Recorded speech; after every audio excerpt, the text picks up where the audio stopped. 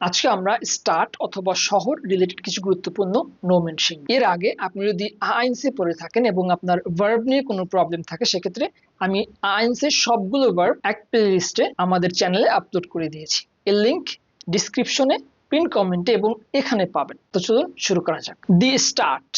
দি start মানে হচ্ছে শহর। দাস ডফ। দাস ডফ মানে হচ্ছে গ্রাম। দি স্ট্রাসে। দি স্ট্রাসে মানে হচ্ছে রাস্তা। দেয়া প্লাটস। দেয়া প্লাটস মানে হচ্ছে চত্বর। দেয়া ফাক। দেয়া ফাক মানে হচ্ছে পার্ক। দাস রাত হাউস। দাস রাত হাউস মানে হচ্ছে টাউন হল। দি খিরসে। দি খিরসে মানে হচ্ছে গির্জা। দি মসি।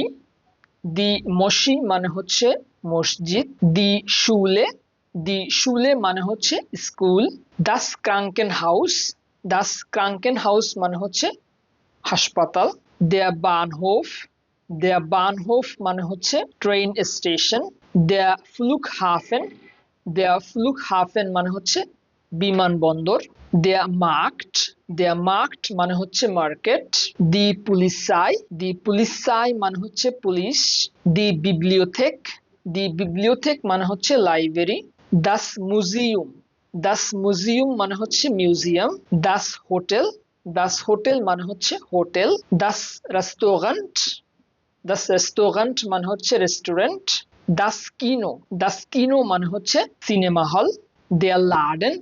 দেয়ার লার্ডেন মানে হচ্ছে দোকান। সহজে বাংলা ভাষায় জার্মান শিখতে চাইলে অবশ্যই চ্যানেলটিকে সাবস্ক্রাইব করে রাখবেন।